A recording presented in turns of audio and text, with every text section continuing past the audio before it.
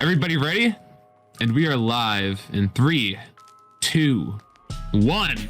Hello, ladies and gentlemen, and welcome to your favorite murderous podcast, Hades Homicide Highlights, where we break down the who, the why, and humanity behind some of Hades' most notorious killers. As always, I am your host and local god known for my questioning skills, Koyus.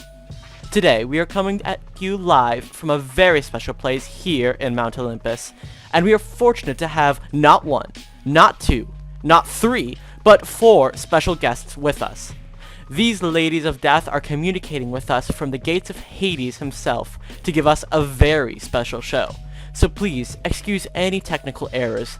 I hear their Wi-Fi is terrible. For my parents Uranus and Gaia, ladies, welcome. If you will, please introduce yourself for our listening audience. Hello, I'm Medea. Anything else you'd like to add? Oh, the gods. Fine. I used to have 2 boys, I was married, and now I am dead and alone. Ah! Thank you. Next. Hello, I'm Phaedra, and I was an instrument of the gods to teach virtue. Well, welcome you, Queen of Virtue. I can't wait to dive into your story. And next, we have a fan favorite. Hi, I am Electra, and the proud daughter of Agamemnon. Would you care to share who your mother is? No. Alrighty then, moving on. Hello, everyone. I'm Helen. I'm beautiful, and I was a prisoner of the King of Egypt. Thank you, ladies. Now, as you and our audience knows, the playwright Euripides was so interested by your stories that he documented each of your lives, which has been very popular at the Festival of Dionysus this year. Each of them are real crowd pleasers. But behind these plays are real stories, and it seems like your individual struggles are generalized, if not ignored entirely. So, I would like to hear your perspective. Medea, let's start with you. For those who haven't seen Euripides' play, tell us your story. It all started with that fleece. Jason, my now ex-husband, was obsessed with the idea of fame and glory. He was even promised by the gods that his name would be written in the stars. He was powerful and full of confidence, and when I met him, I was young and fell instantly in love. He was very good at making me feel special, and that is how he tricked me into getting the fleece for him. My father had no intention of giving it to him, but I made it happen. Let it be known, he did not do it on his own. It was a woman who got the fleece. It was me. And what did I get in return? A dead brother. An enraged father. No home. Certainly not my name in the stars, but I was okay with that because I had Jason, and we built a life together, a beautiful life with 2 beautiful boys. I gave up everything for him.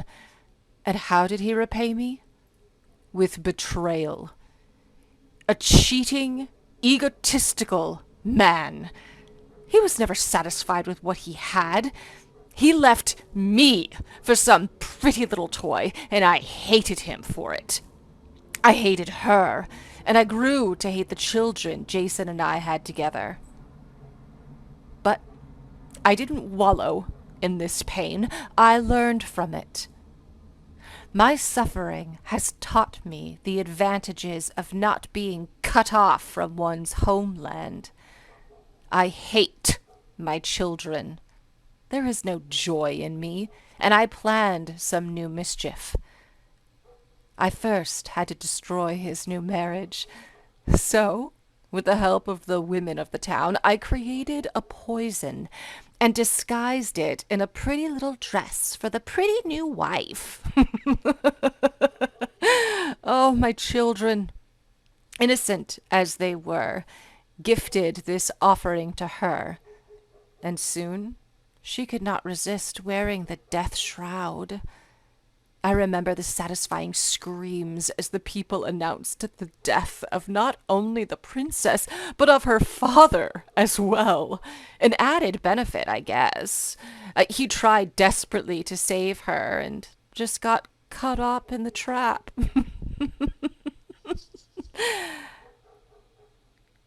killing the new wife and her dad wasn't satisfying enough. Jason would find someone new. He always did. So I decided to kill the only two people I think he ever truly loved. Our children. I had no care for my children.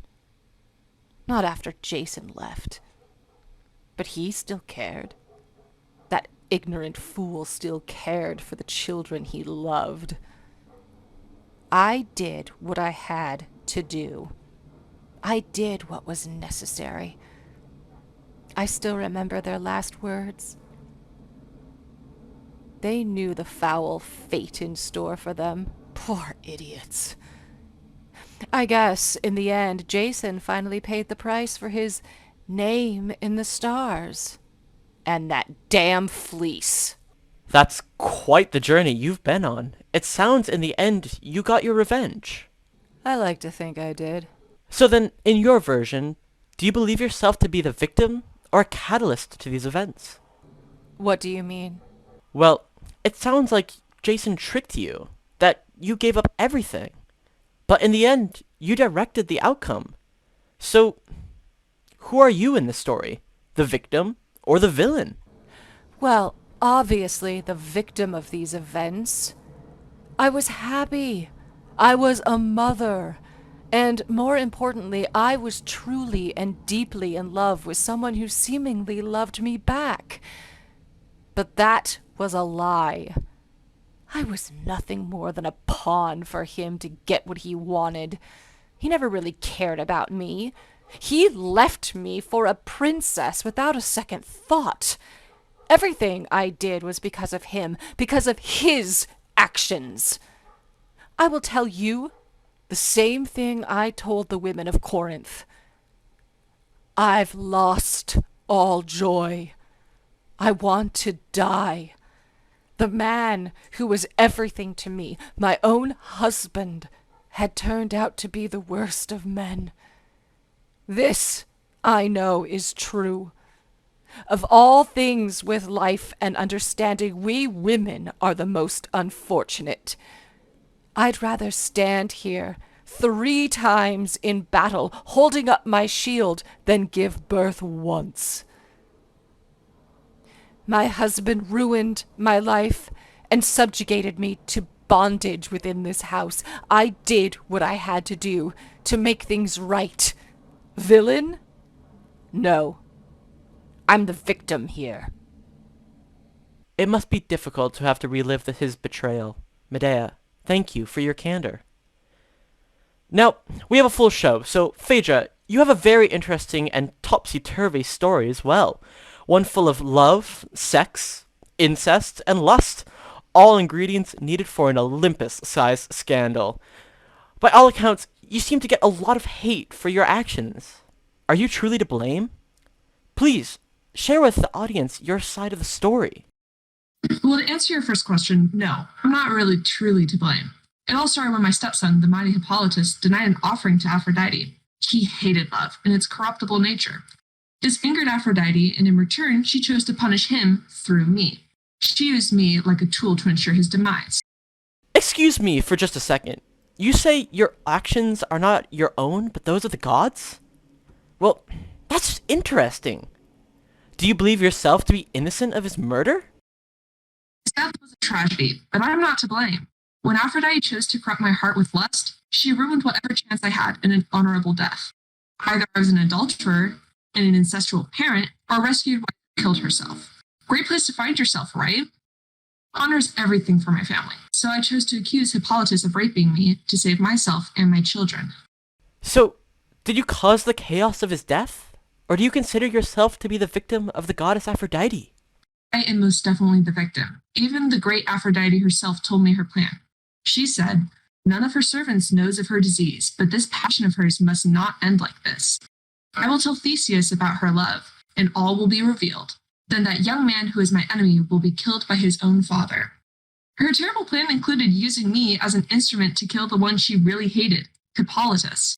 Later, she admitted that my very life and being was of little concern to her. I remember her words so clearly. She said, "As for Phaedra, she is a noble queen, but nonetheless, she dies. Her misfortunes do not matter at all that much. Not enough for me to avenge myself on enemies in ways that do not satisfy my heart." Can you believe that? I wasn't important enough for her to avenge after she put me in that terrible situation. Of course I'm the victim. She chose to ruin whatever chances I had at a happy and honorable death. As far as I'm concerned, she should feel the eternal flames Hades provides. Her ego and the irreverence towards love that Hippolytus shown are what led to my demise. Nothing more, nothing less. I see. Thank you, Phaedra. Now our audience know why your story is such a salacious one to follow. Ah, Electra, it is good to have you back on the show. Now, unlike the ladies before you, your story has a very interesting perspective. For our listening audience who do not know, can you please give us a quick overview of your journey? Well, it all started when Helen here went away to Egypt, and the gods started that terrible war. Electra, I told you, it's not my fault. Wait your turn, honey. The grown-ups are talking now. Ladies, we all have a chance to share our stories. Electra, please continue. As I was saying before I was interrupted, Helen went away to Egypt, which sparked the Trojan War. My father, the great Agamemnon, went to go fight, and my wretched mother chose to marry a new man. Her lust led to the banishment of my brother and my imprisonment within my own house. Upon my father's return, she killed him and married me off to a poor farmer. For years, I suffered until my brother finally returned home, and together we journeyed to our old teacher. There, the oracle told us to kill our mother and retake the crown. So, you did not originally initiate this quest? No, the oracle told me to do it. It was never our original intent to kill my mother, but it was the will of the gods, and so I did what they asked. I tricked my mother, and after convincing my brother to go through with the task, we drove that blade right through her heart. So, in your mind, do you consider yourself to be the victim or the offender? From day one, I was the victim. That family smothered me, keeping me hidden, then marrying me off to a man who had nothing. And why did they do it? It was all out of fear. My own mother, Clytemnestra, hurled me from home just to please Aegisthus. All day, side by side, spawning new heirs. But it's Orestes and I who've been made beside the point in our own home. I was the victim of circumstance, and the events that followed were merely the consequences of their actions. Interesting. So unlike Phaedra, who blames the gods, you blame your mother for actions she took after your father left home. Basically, because of Helen. Hey! That's how I see it. I would never have done what I did if she hadn't been taken captive, which sparked all my troubles. Fascinating! For our listening audience, I would like to highlight that in Electra's description of events, the gods were a main cause of this conflict. However, not as publicly as in Phaedra's story. And now, it's time for the woman who has caused a bit of drama all over the earth. No one understands a god's interference more than our next guest. Nicknamed the woman whose face launched 1,000 ships, Helen. This wife of Menelaus, and the woman who has been at the mercy of the gods for years now. Now, many of our listeners believe you to have caused the Trojan War. However, you've stated several times that it wasn't you. Please, explain this. Thank you so much for having me on. And yes, I am not responsible for the events of the Trojan War. It all started with a wedding when 3 goddesses, Hera, the Cyprian, and the maiden daughter of Zeus, each one wishing to be judged first in the contest. The Cyprian won. She lured Paris with the bait of my beauty, if there is any beauty in misfortune, and the prospect of my hand in marriage. And so Paris of Ida quit his cattle shed and came to Sparta to claim me as his bride. But Hera was vexed at not defeating the other goddesses. She turned my marriage to Paris to thin air and presented to King Priam's son, not me, but a living image she had made in my likeness, fashioned from the air of heaven. He idly fancied that he held me in his arms, but he did not. What he held was an empty illusion. Hermes took me away to Egypt, where I was to remain faithful to my husband Menelaus. However, when that king died, his son grew a fierce lust for me. He demanded my hand in marriage, so I ran. Interesting. In your escape from Egypt, you told the king that you wished to give a proper burial to your husband before marriage, and in that time escaped, correct? Yes. Now, because of this, the dreaded king began to assault his own sister and her aide, bringing them to the brink of death because of your actions. What are your thoughts on this? What happened to that poor girl is truly tragic. However, she was well looked after by my brothers who defended her. I feel bad for causing so much trauma, but I was in danger. I wanted to be with my true husband, Menelaus, and not violated by my so-called protector. So, then I have to ask you, do you believe yourself to be a victim of the chaos of that was this war? Or did you cause these issues within the royal house? I am clearly the victim.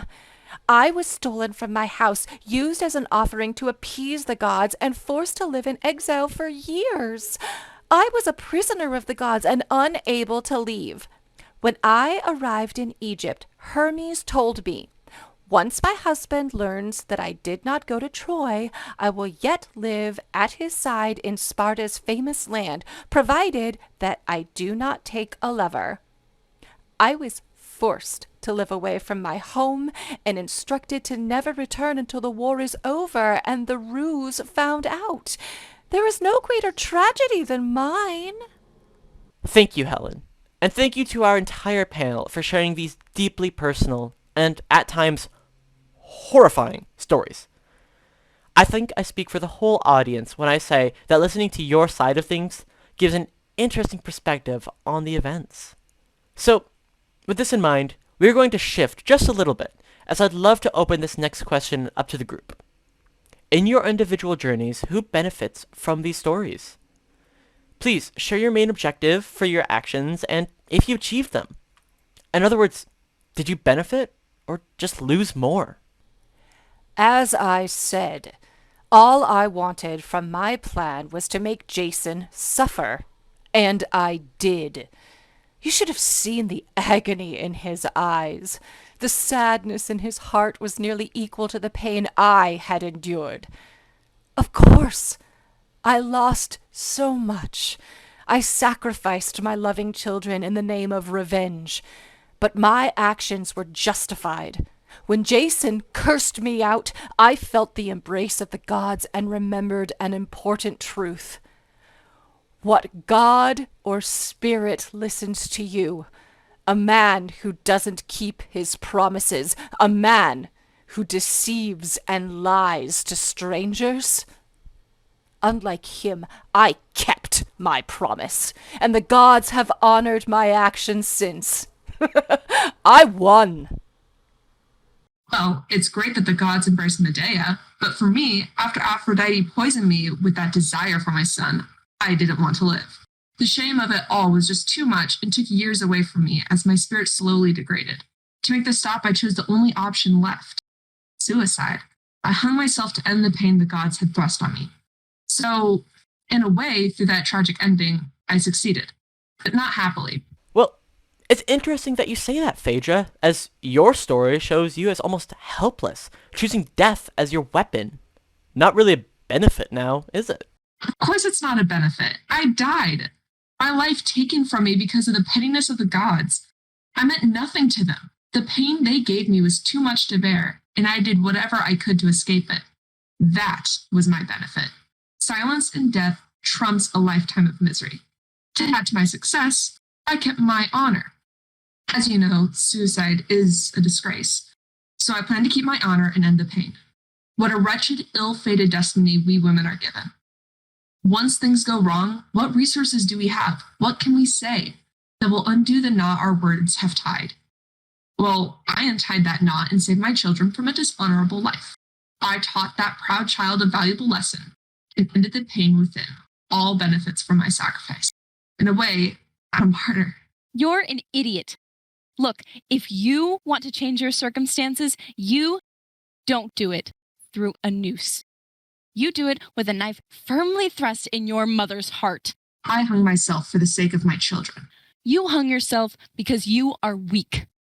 Look, from the beginning, my only objective was to get revenge on my mother, the woman who ruined my life. And I achieved it.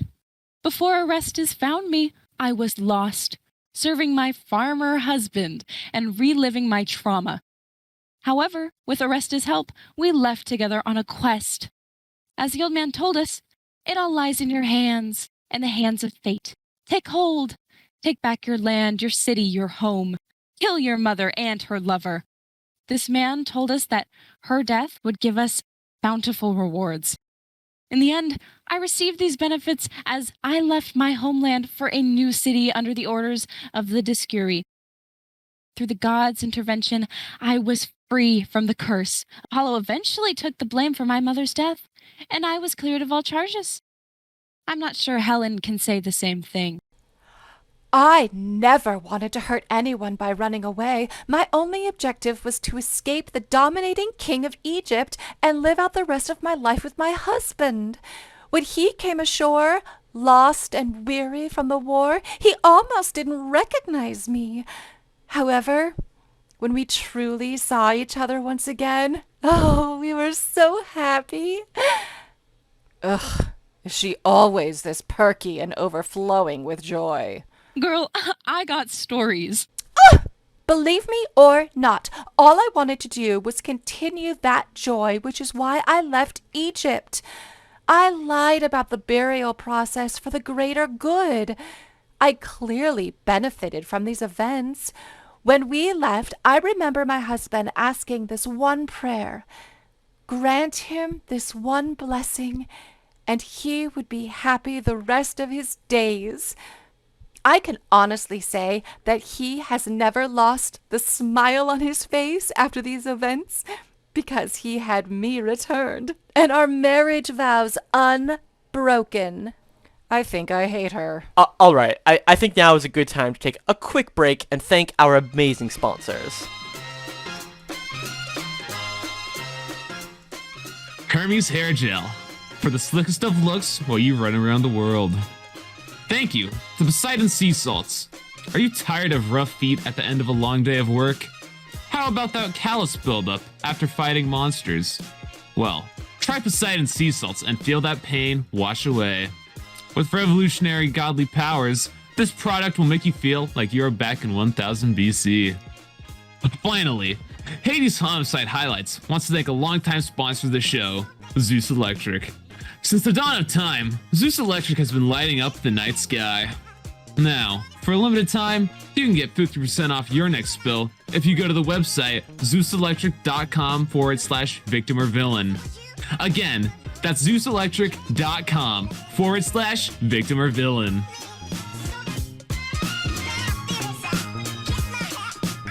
Ladies, welcome back. You've all been incredibly candid about the telling of your stories and the roles you played.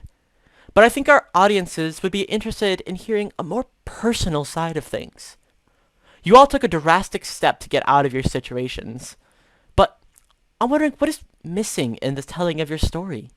How did you feel afterwards? Did you regret your actions? Medea, I would love to start with you, if you please. Regret? Why would I feel regret when I did what was right? My so-called husband dishonored his house and dishonored his wife, and now he has died a cowardly death, hit in the head with a moldy relic.